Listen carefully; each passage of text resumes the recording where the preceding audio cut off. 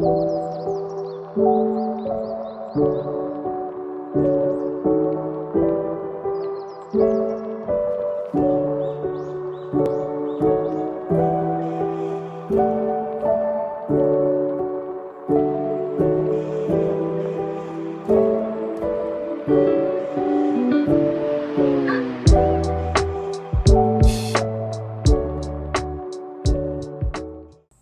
Bray J here, joining you for Wide Awake Slumber Party. And of course, my good friend Mike is here with us. And I think it's amazing because you and I just met, well, he says we met beforehand, but I have a horrible memory. So when he finally did meet me officially, immediately I was just like in awe of this guy, okay? He's the founder of Adamo Co. Yes. And what I love most about him is where he's lived, because they're areas that I love, and I love the Northeast. I've visited, never actually been as much as I'd like, and you are from Connecticut, correct? Yes, originally Connecticut, via, Connecticut to New York to New Orleans, and now here in Austin, which is really cool. Yeah. Because I like it. It's a good mixture of, I moved out of Connecticut because I wanted more culture and I wanted more fun, and then New Orleans was too much culture and too much fun, so Austin is a good mixture of both. That's like a... I've heard that, but settled. it's a little too much. I'm from Louisiana, but I never lived in New Orleans, so living there is totally different. It's a lot.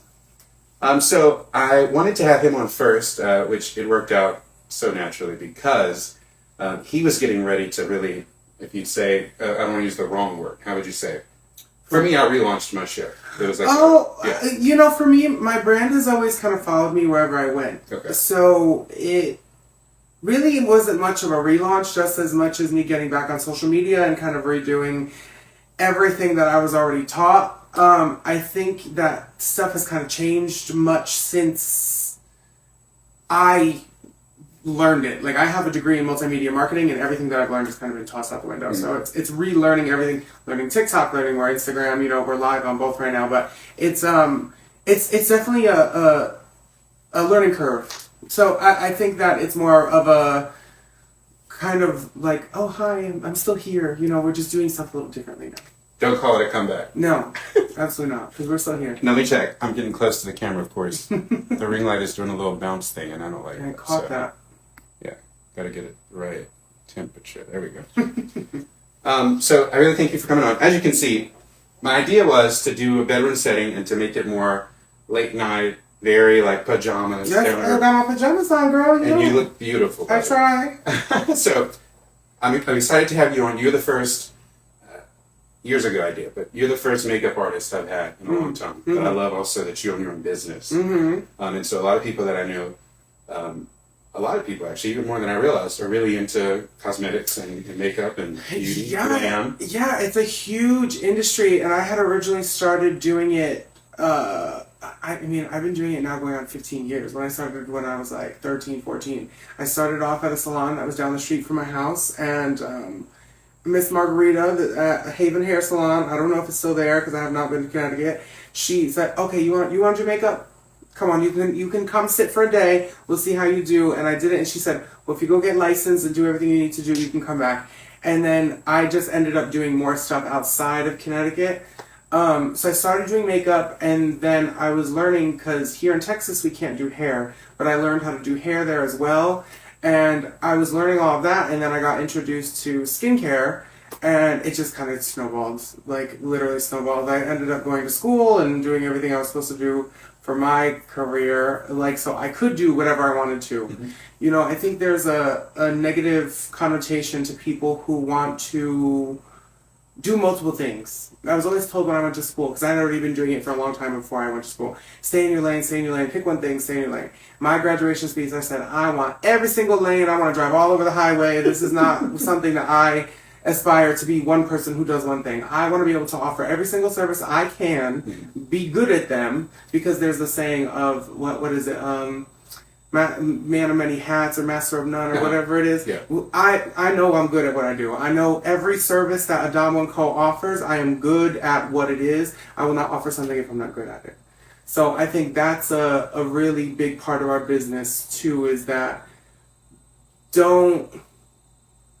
don't like to be put in the box of just a makeup artist, because I'm a master aestheologist too. Okay. And it's like people see it, and like today I came on the show and I didn't wear my contacts. You know, my contacts I normally wear because I don't want people to say, oh yeah, that's just that makeup artist. Like I've done so much that I think it's people forget that, and I also think it's the consumer. It's whatever they're needing at the time. Oh, do I need my makeup done? Do I need my skincare? Okay. Oh, this company does both. Okay, cool. We used to offer hair, but here in Texas we can't. Yeah, I understand. So, and I agree with you. You know, the people that I've emulated, they didn't just do one thing either, mm-hmm. and so.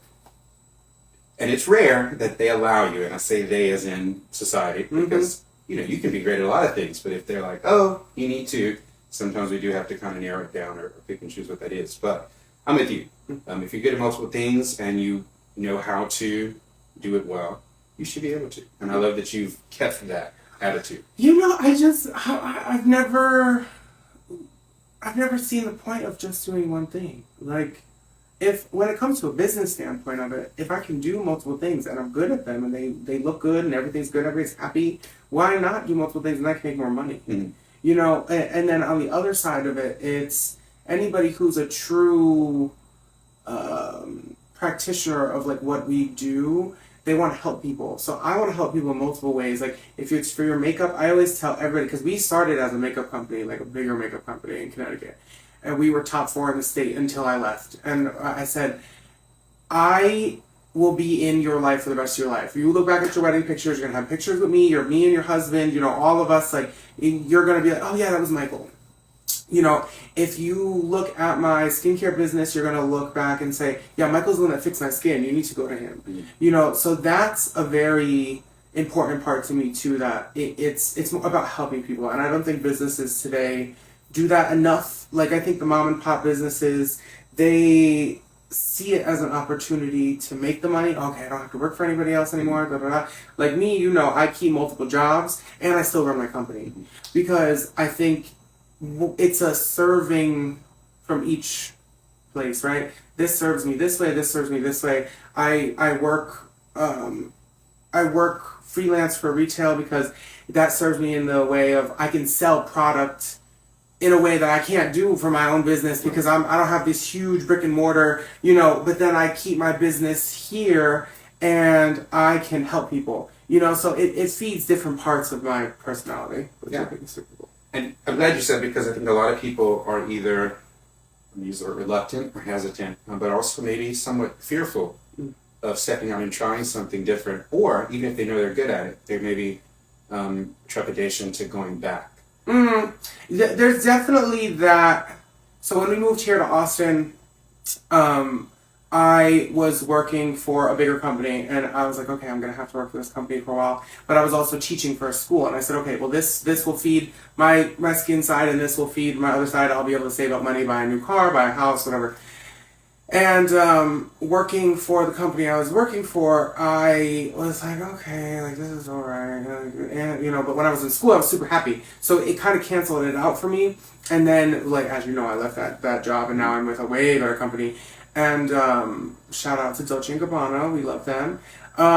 So with them, they allowed me to be me and be myself, and I broke records for them this year, just in December alone. So I think that that part of it is super cool, because when I understand why people get afraid, right? Because I'm my own boss. I can create my own schedule. At the beginning of the year, before we sold everything, well, this was now a year or two ago, before we moved out of Connecticut, I was running all over the world. I was traveling to Hawaii, Puerto Rico, New Orleans, and I said, oh, well, I really want to move. I said, okay, let me sell everything. Are you sure you want to sell everything?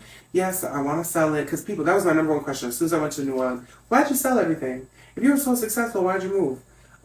Because I'm young, because I want to be happy, and because I can. Yeah. You know? So I think that there is a definite, like, why? Why would you want to work for somebody else? And I think that's what comes the reason why. The people who own their own businesses, they look back and they're like, I don't want to work for somebody else. And there's definitely a reluctance, but I think that I'm very lucky. Being a freelancer, you still work for yourself, but you work for the company. Right. So I think that's where I was able to kind of sneak my way in.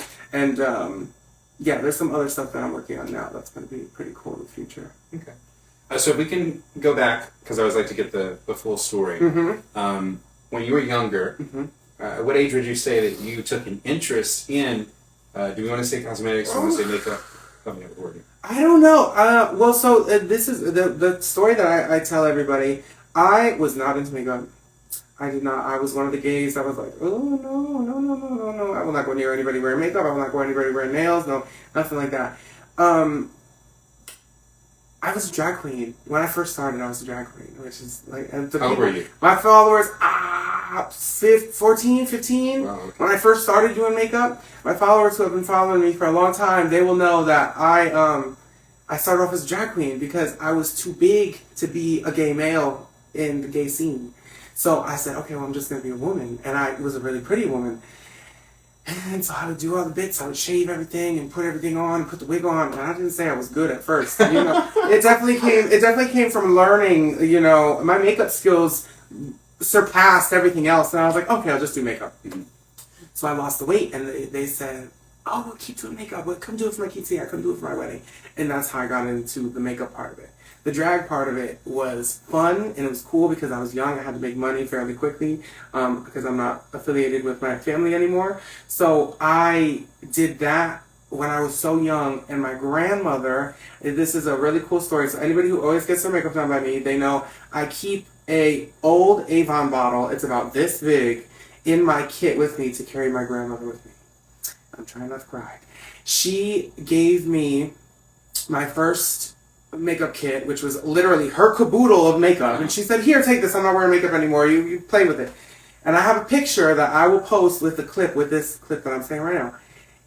And she has these eyebrows that are stamped on so big and black, and she goes, honey, I look so good. And I look back at her now, and I'm like, girl, you are such a liar. I'm like, Nana, you did not look good in that, girl. And she's like, you look good. And she was always the driving force behind me until she passed away. Whereas my biological mother said, oh, you're wasting makeup, you're doing this, you're doing that, why are you doing this? You know, and it was like, if I had support from everybody, I could have been way farther than what I was. But, you know, that's really how I started. It was my grandmother and that insecurity of not wanting to go out. And the insecurity came from the fact of like, well, I'm not skinny, I'm not Caucasian, I'm not any of these things that the gay guys want to see, want to be, but they love the drag queens. So let me go out and be a drag queen, and I was, and then it's, we love you, so it's always better to be the life of the party than the butt of the joke, you know, so I think that's kind of where that originated from. It's when you say that I'm making a linkage here, so bear with me. But it's like, you know, I remember when people like, when Lady Gaga, Nicki Minaj, when they came out, they almost had to sell this persona. Mm-hmm. And then finally, as you get to know them more, they were themselves. And I feel like you figured out a way to be relatable, but also be in those scenes. Well, so that was the thing, too, is that the makeup for me, so after I started going out like this, and I would go to the straight bars. And I would go to specifically the Latin bars, because all the Latin ladies lived in New Haven, and they all went to Van Dome. And anybody who's from Connecticut knows Van Dome. It's the Latin club. And I would go in and they go, oh my God, Mijo, you look so good. And they would be like, well, I need you to do my makeup next weekend, because going to the club for these Spanish ladies, they're old ladies, like 60s, 70s type ladies. I need you to do my makeup for next weekend. I need you to do my grandmother's quinceañera, or my granddaughter's quinceañera.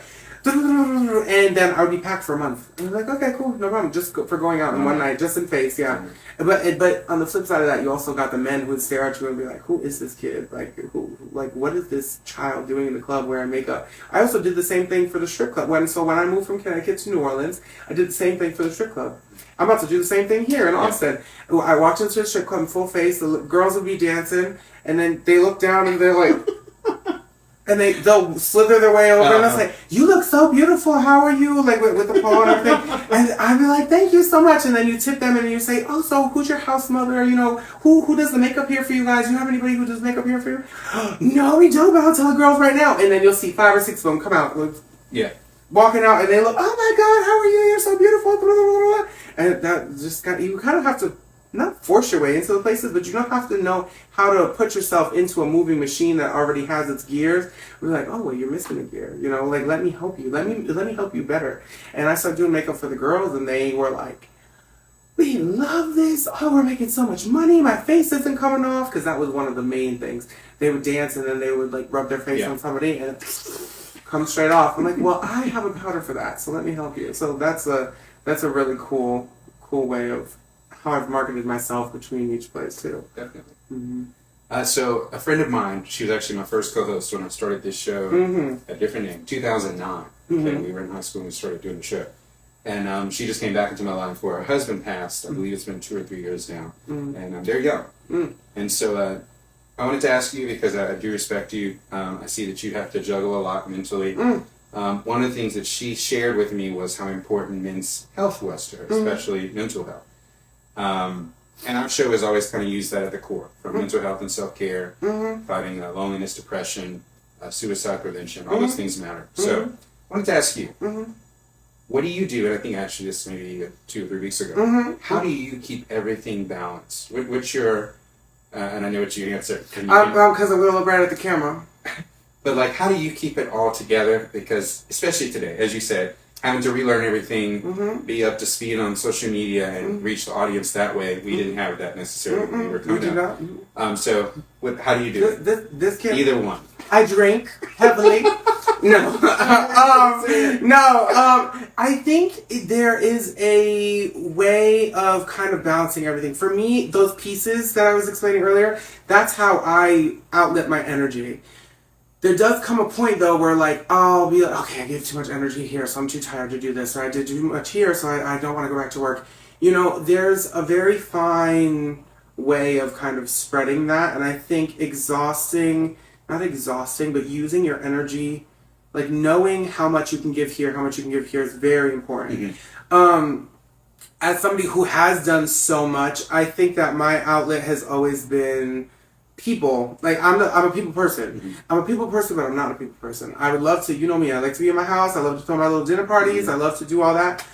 But I also want time for myself to just listen to some music. Like, there are times, and my husband, I know he's watching this, there are times where I will have, like, ordered food or something, and I will sit in my car by myself while my husband is inside, and I will eat and just, like, sit there and be like, okay, like, all right, and then I'll go in the house, I'll cook dinner, and act like nothing ever happened. Because you need that time for yourself sometimes.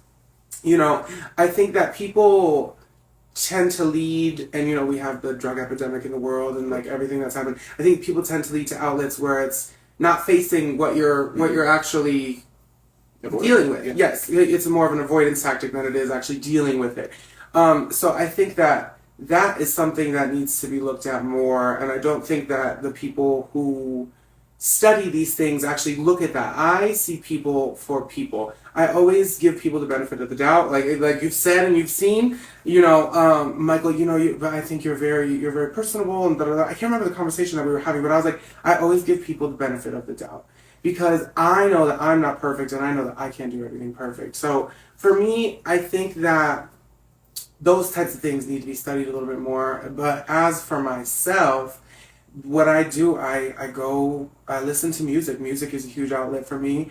As some people know, I do sing. I don't sing like professionally anymore, but I used to sing in the National Choir. So you'll hear me, like in my house, there's always music playing. And it helps to calm my anxiety. It always has ever since I was a kid. Like when I used to get punished as a kid, my mother used to take away my CD player. So I straight up have always used music, dancing. Like when I'm in the club, you see, I'm always in the club. This is the life of the party. I love the club, but I don't love the club because it's someplace to go get drunk and, you know, whatever. I love the club because ever since I was younger, and I have to give a huge shout out to Rob Bart, Jonathan Lucibelli, you know, these were people who took me into their club, you know, Jason Cutler, you know, they all owned, Connecticut's very small, they owned some of the biggest gay clubs that were like the places people drove an hour to get to. Still own them, still there today. I went there when I was very young, and we're not going to say, but I went there when I was young, and they welcomed me as family. Oh, you can hold yourself right, you can act right, you could be here. Oh, you're a drag queen, you want to do a show? That's, Exhibit X was one of the first places that I hosted a show, and we hosted the show there for a long time. And then we would host the show at Gotham, and then I stepped down, and they did the cabaret thing, and Michael Longo stepped back up, and these are people who you don't know of, but, you know, having all of these people to be around you, which made me want to be in the club. So the club, people in the club have always been my family. Yeah. You know, it's just like ballroom. It's the same thing. My aunt is Egypt LaBeija. I'm an honorary House of the Member of LaBeija. She's just everything to me. You know, when I was a teenager, she met me through my mother, Alexis Flame, and Alexis met me just walking in the club, and she says, well, who do you think you are? I said, well, I'm Michael Adamo. Who are you? I never heard of you. She said, yeah, you're going to be my son. And that was it. You know, we've traveled together, and she's supported me. So I think the club itself has really changed my life in a way that was so fundamental. I didn't have that at home. Mm-hmm. So that became my home. You know, I think it's a really cool way. And that's happened for a lot of people, especially in New York, through the ballroom scene. For me, it just ended up being, okay, I can meet people through these clubs. I can build my business. Right. I didn't have to do that in New York as much. Mm-hmm. So. And I love it. So people may question, you know, I'm from Louisiana. I'm a Southern boy. You know, why do you love the Northeast so much? For me, I think that its people are more blunt, but they also aren't afraid to say what's on their mind. Mm-hmm. Whereas in the South, we have a roundabout way of doing it, you know, and we portrayed it in movies and all that.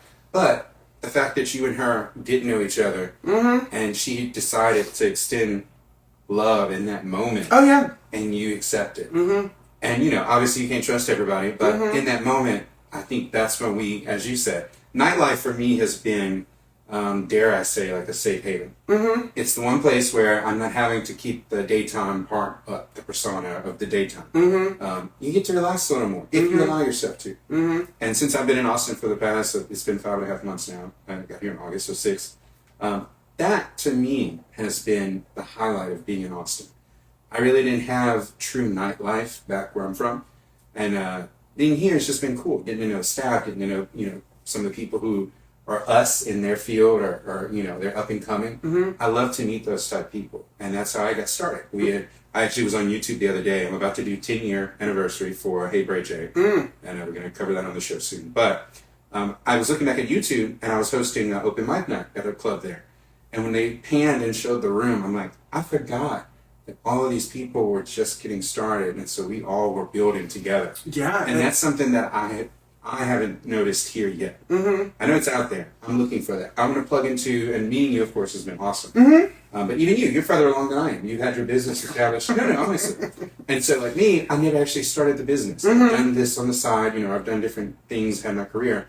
But this is new for me to actually start stepping into as a true business owner. So getting to know those people who are building it up. But nightlife is a great way to do it, especially when you can meet those who are the real deal. And that's why I'm excited about you. You know what's cool is I don't think that people... It was so funny because I was standing next to him Sunday, DJ Eric's house. And I'm standing next to him and I'm watching him mix, and he goes through and mixes a song, and I was like, oh, that was hot. And he turned and looked at me and he goes, you saw what I did? And I said, yes, I saw what you did, because I pay attention. So, but I also, this is something, when I was younger, DJ Pyro was a good friend of mine, and he would show me what he was doing. And I also know what the bartenders are doing, because I was a bartender. Like, I've done so many things with so many hats that, like, I've been in each place of the bar where I can appreciate what they're doing or what they've done. You know, so I think it's really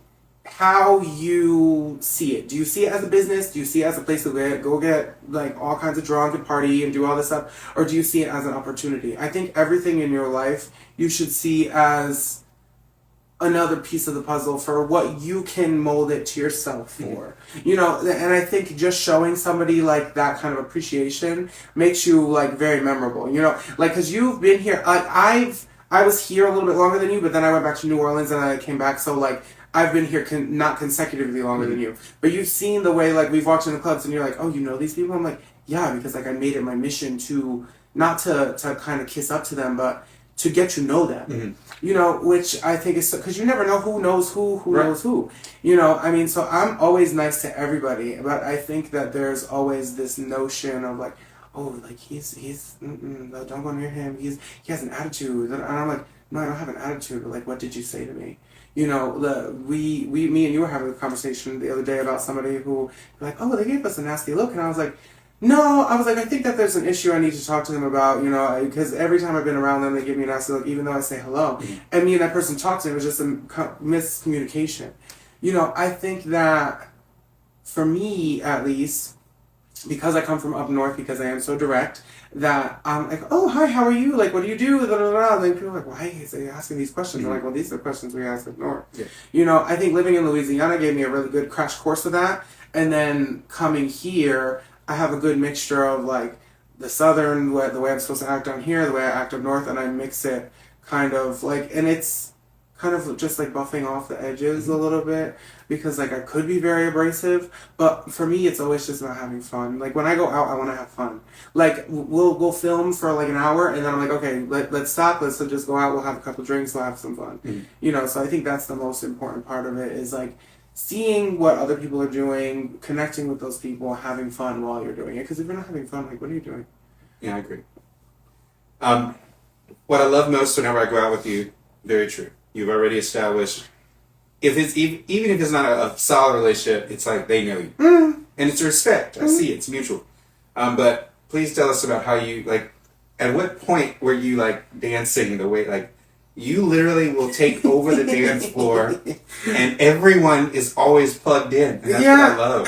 I think it comes from doing drag and, like, learning what captures an audience and what doesn't capture an audience, right? So because everybody will see it, they'll say, I'll go like this, and I'll say, part the sea. I'm part like Moses, and I step in, honey, and I start acting up. I think it's more received here well, because there's not a lot of people that do it around here. Nobody has the gusto to be able to be like, oh yeah, like, I'm going to step up and do this. There are a few people who I genuinely do have a good time dancing with that, but it's really, like, in New Orleans, it was, okay, other people are going to come out, they're going to act up because they're drunk, and they're super, super drunk, so they don't care. And in Connecticut, New York, it was, okay, this is a ballroom girl. This is a girl who's walked the balls and done the voguing and done everything. But honestly, I had never actually walked a ball. Like, I was supposed to walk a ball before I left, and then I never did. Wow. So I learned how to vogue by watching my elders and, like, watching the people in the clubs, and then we started voguing in the clubs, not knowing what we were doing, because there are videos out there where I'm like, ooh! There's a video online of me doing a drag show, and I'm like, girl, what the fuck are you doing? So I think it comes from that, and I think it comes from, again, just a genuine, like, want to have fun. Like, because you see me, I'll be like, come on, right. Because not everybody gets those spaces to be able to have fun and do what they do, and who cares? Like, none of these people are going to ever see you again. And if they see me, what am I going to say? Oh, you were watching me, right? Like, so, what? Like, who cares? If you don't want to watch me, don't watch me. But if you want to have fun and have a good time, like, it's always very well received here. And that also comes from having a relationship with the DJ. If you don't think that I look at the DJ and go like this, and he knows that it's time to do the do because I have had just enough drinks. Me and Eric, I'll text Eric and be like, okay, it's time. And he'll be like, okay, give me a minute. Bloop. And then all of a sudden the Beyonce starts playing. That's why I always come to you, I'm like, watch this. And then he starts playing it, and then we act up because you have that connection with those DJs. I have the connection with that with, like, all the DJs here. It's funny listening to, like, your past. I am technically an introvert. But I like to, And so whenever I would go out, that's how I got started with nightlife. I would befriend the DJ and always be in the DJ booth. Here, it's really not like that. And I think, bigger cities is, a little different. But the other night I was able to go, we were at Orc and Harry's, OCH, and I stepped into the booth, and I think it started on his birthday. I stepped in. Out of respect, I don't step in the booth. But he's like, no, you can come in. So I went in, talked to him for a little bit. And then watching him, as you said, mix. Oh, yeah. That moment to me is everything. Oh, it's so much Watching fun. the DJ, it's like they're the conductor, the maestro. Everything they're doing, everyone's responding to. And so it's so great to have that moment again, because I haven't had it in a few years. And so I get it. But DJs, obviously, they make the nightlife pop, But him in particular, I want to have him on the show. He knows that. His schedule is Eric, crazy. Let me tell you. Friday night is the night to go out. You go to Rain with Eric, and I dance all night long. I don't care who's watching me, what's happening. I have a couple drinks. I look at Eric. Eric looks at me, and we'll do it. We'll do it a couple times throughout the night. We'll play a couple of Vogue, and then we'll get the party people going.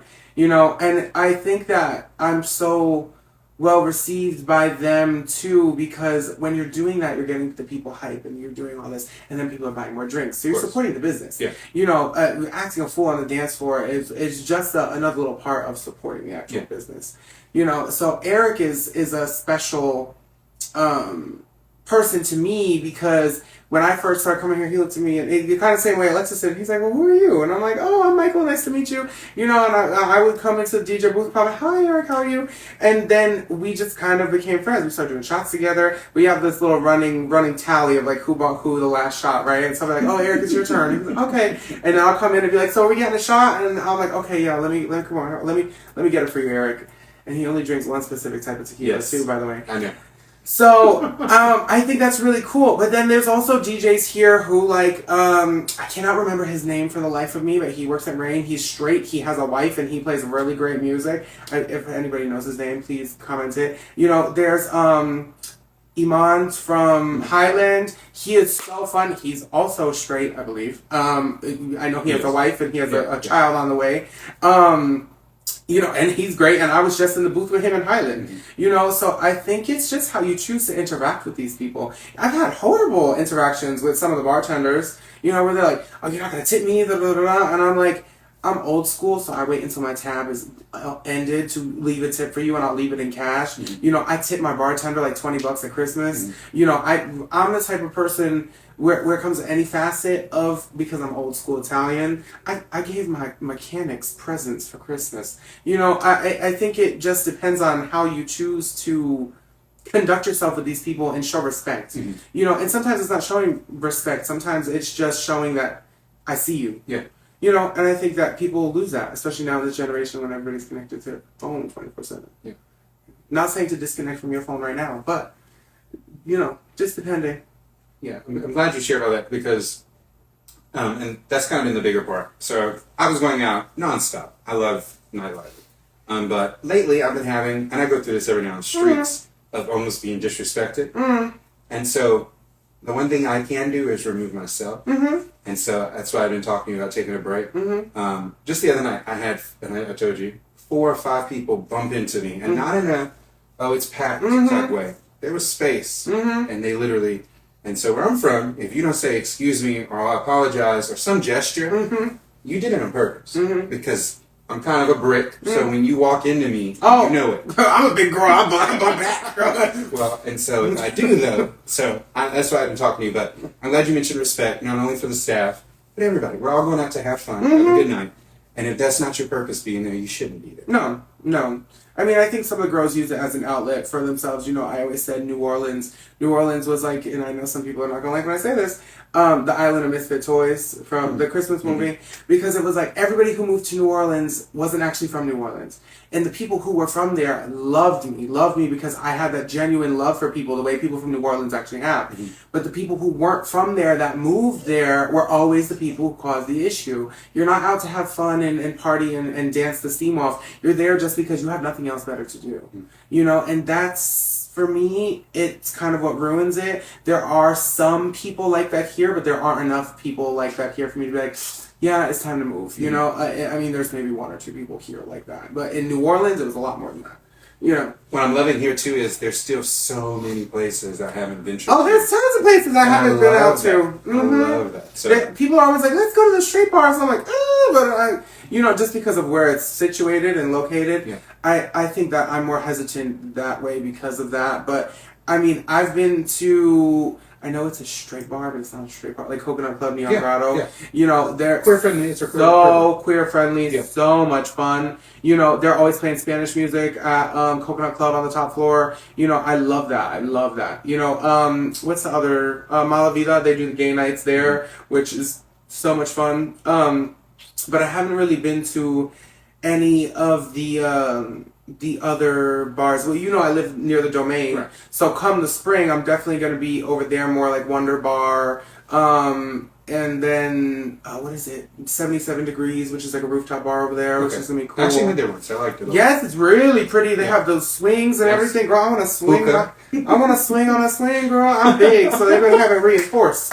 But, yeah, like, I want to go there. I want to do the hookah outside on the roof with my friends and swing on the swing and just have my little fantasy. Yeah. You know, so I want to do that. And, like, I've also seen, I have to give a shout out to, it's not Wanderlust. I think it's Wanderlust. Yes. The winery. Yes. Okay, so a good friend of mine owns it.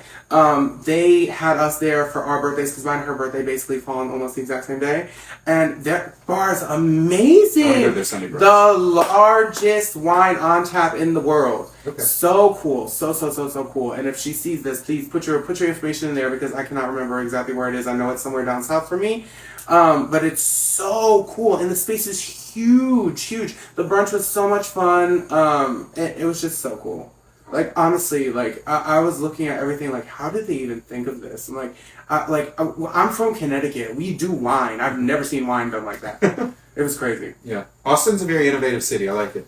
Yeah, I mean, like, and there's such cool places where, like, one of my friends yesterday, we went to a coffee place. He was, I really like this one coffee place. And I was like, okay, like, let's go. Like, I want to go to this place, but we can stop at the coffee place.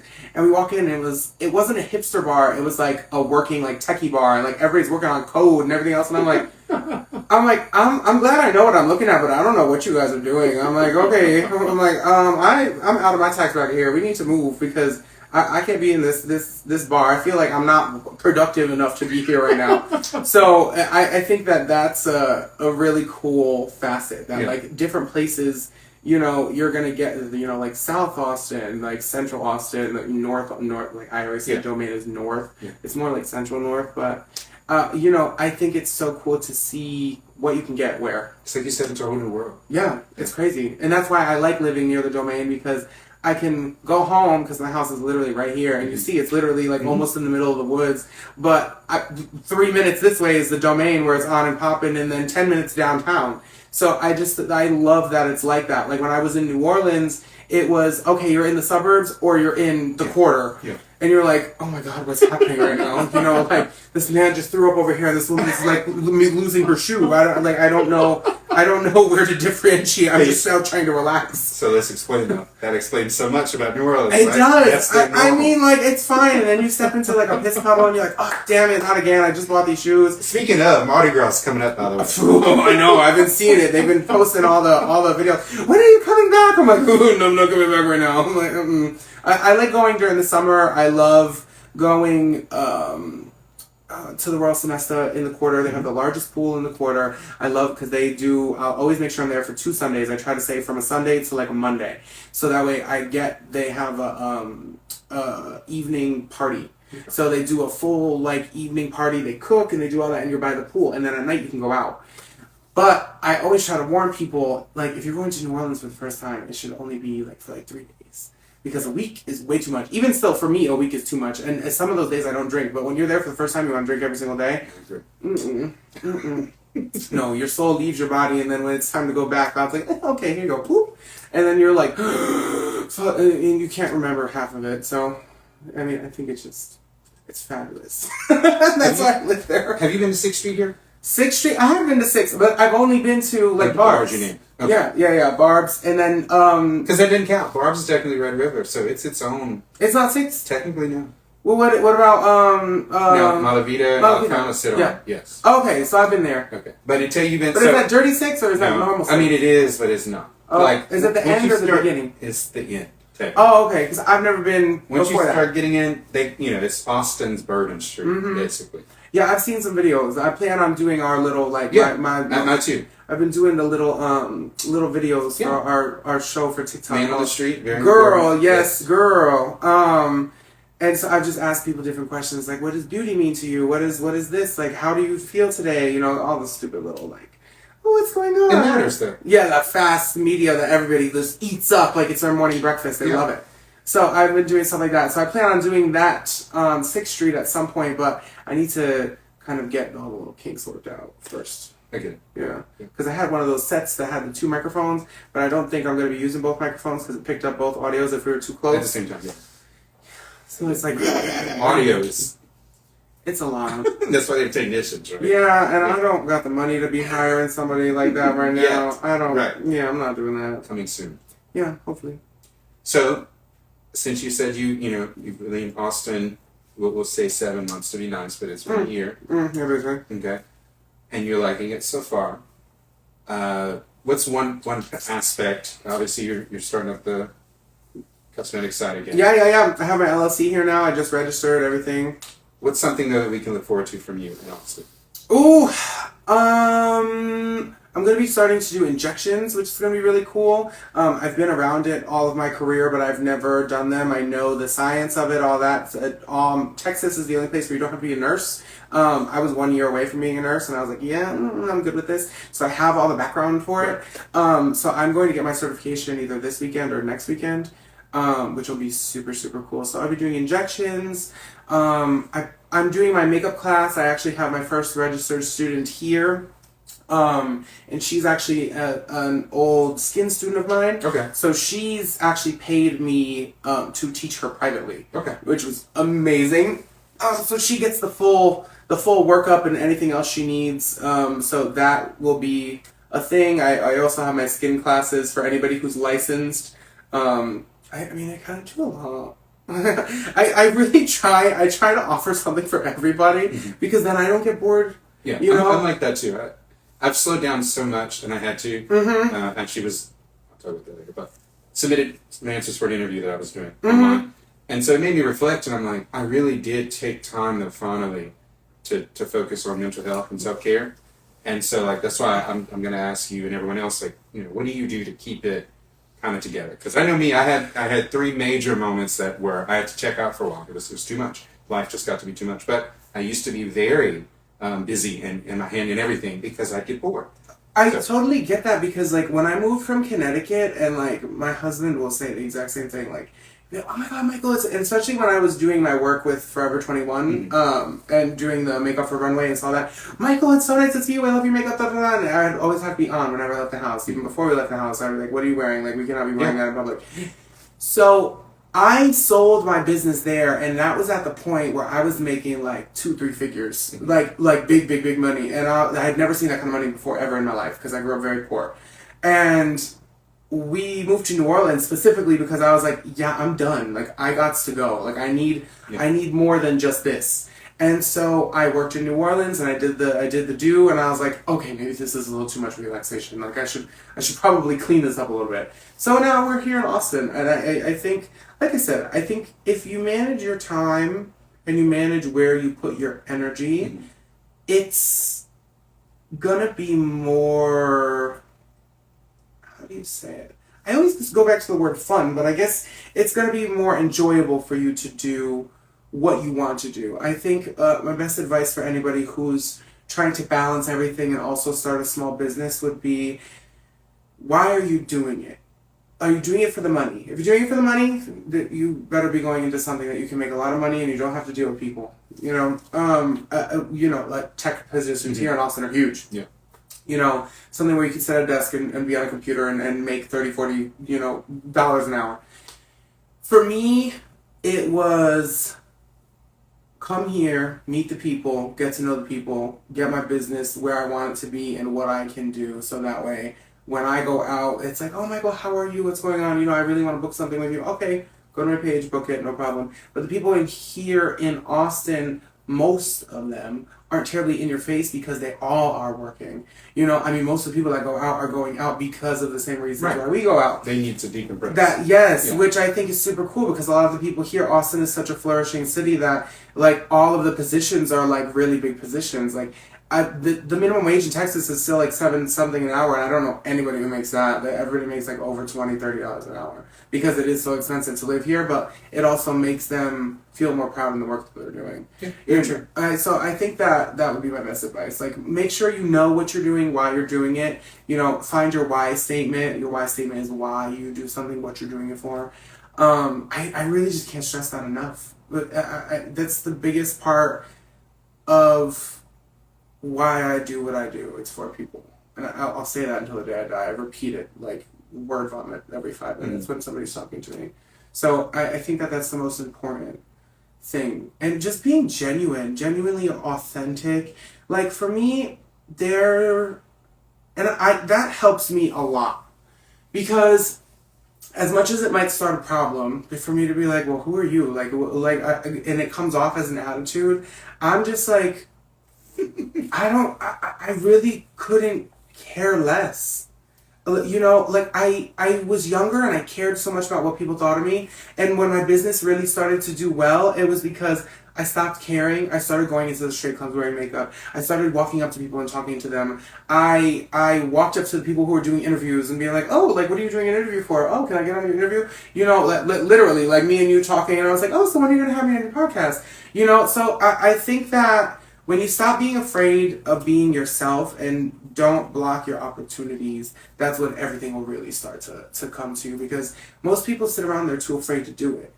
And I think that that's a shame, because there would be so much more art in the world instead of, you know, all the stupid stuff that we see, like, online and stuff like that, you know, that becomes viral because it's like, oh, this is so funny, you know? It's like, where is the quality? Where's the meat? Like, I'm so bored. You hear me say this all the time, and I hate this. I will be in the club, and I'm like, oh my God, I'm so bored, you know? Where I'm like, I just want, and that's what makes me miss New York.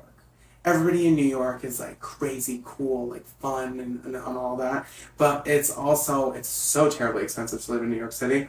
And I wanted something that was different. I didn't want to be around the same people all the time. Austin, there's so many people moving in, moving out, and like moving around that you're always meeting somebody new. You know, there's the same cliques of people that, and I don't like to use that word, but like the same groups of people that you see out, you know, but then there's always somebody new, which is so cool. And it's not a transient town the way New Orleans is. Mm-hmm. I'm very calculated with how I moved.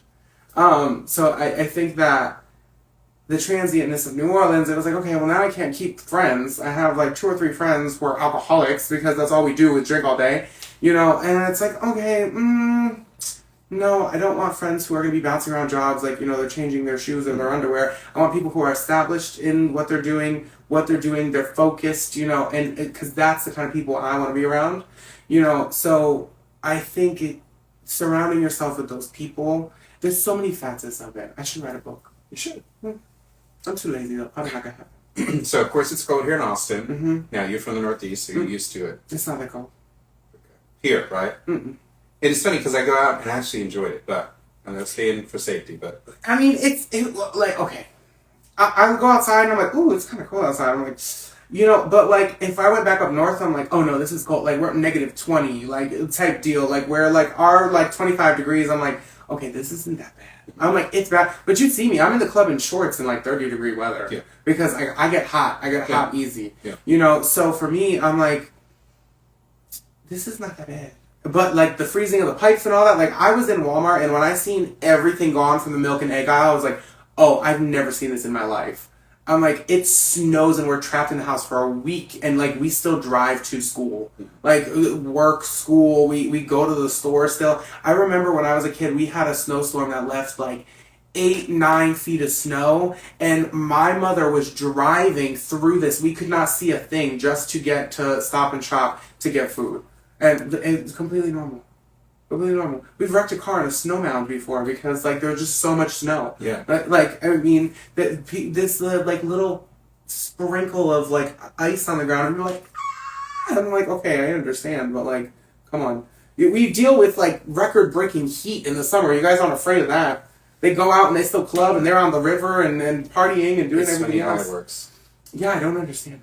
I think it's safety though. I think that because up north y'all are knowledgeable when it comes to it, where it's down here. A lot of people don't know how to drive properly in ice or snow. Girl, sprinkle some salt on the ground. You say it, you make it sound so easy, but they've learned the hard way. The amount of accidents and fatalities I mean, like, they just gotta sprinkle some salt on the ground and it will melt the road and you'll be fine. Are you running for mayor? Is that what you're telling me? Absolutely not. Absolutely not. I see the way the people here do not like the mayor. I'm good.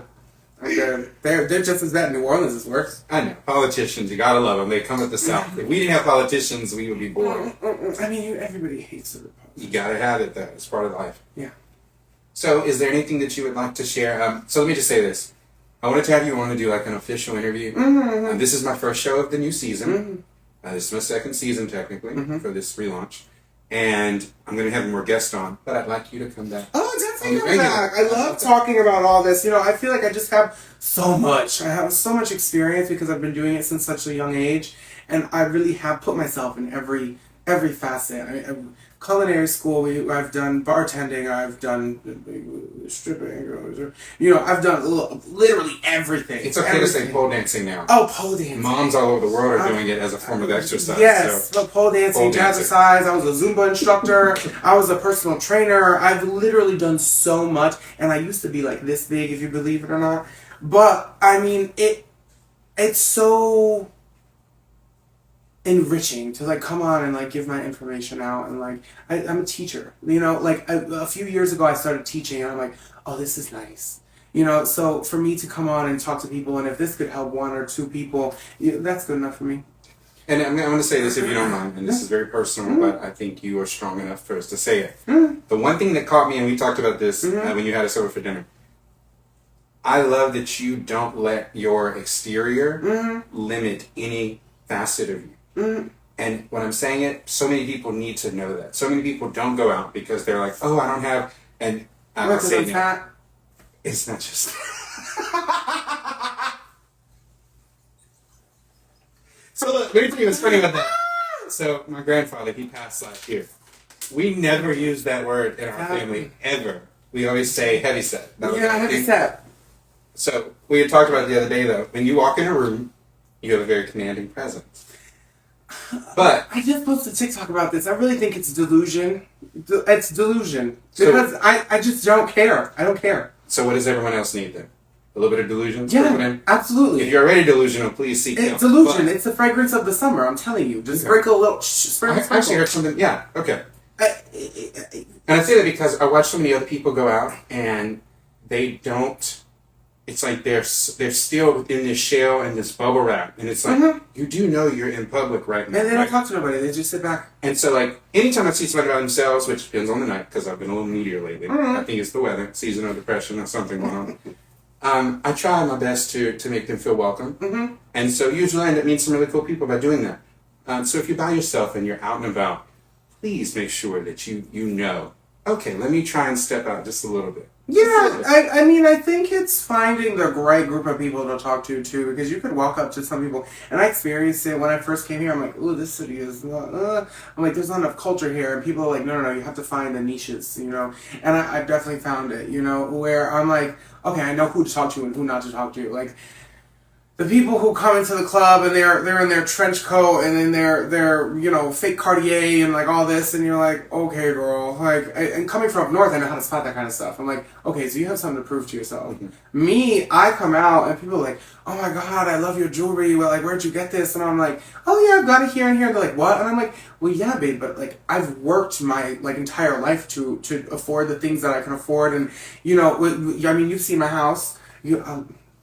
I'm very proud of my house because, you know, I'm a housewife. I love my house, you know, but I've gotten to that point in my life where I don't think most people are, where even when I was the poorest of poor, I went out to the club, I socialized, I acted up and did all the same, and I acted the exact same way, and nobody would have known that I was sleeping with 5 people in a 2-bedroom apartment. You know, like, so I think that when people are more comfortable with themselves, that it ends up being a more enjoyable time for everybody. You know, if you go to the club, and you're acting up just to act up because, like I said, because they're bored, because they have nothing else to do, because they want to get drunk to forget whatever they're doing, that's when people start blacking out. That's when they start causing problems. That's when they start talking to talk just to let somebody be heard, and they don't care what they're saying, if it's a lie, if it's not a lie. You know, I think that being comfortable in yourself and in what you're doing in life is the most important part. And it takes a long time to get to that. To get to that. There's still some things about my life where I'm like, oh, I wish I could change this, or I wish I could do this. But it's like, okay, like, what do I have to do to get to that point? You know, what do I do to receive the energy back that I'm putting out? And I think that's a huge part of it, too. You know, there'll be days where I'm like, oh my God, like, I need to do this, this, and this to get this kind of money, or like to do this to be able to take this trip that I want to do. You know, like what do I do? Like like literally what do I do? And I'll do like one good gesture or something, and then the next day I'll get a call and be like, oh yeah, we need you for this, or like, oh Michael, I need you for makeup like right now, and I'm like, oh okay, and then like it starts coming back to you. Mm-hmm. You know, so and I don't necessarily live my life in the way where, oh, let me go help this person. Let me go do this because I know it's good karma. Right. If you think about it like that, it's not going to work. No. That's not the way life works. You know, I mean, you're talking to somebody. I was in New York City. I remember this so vividly, so vividly.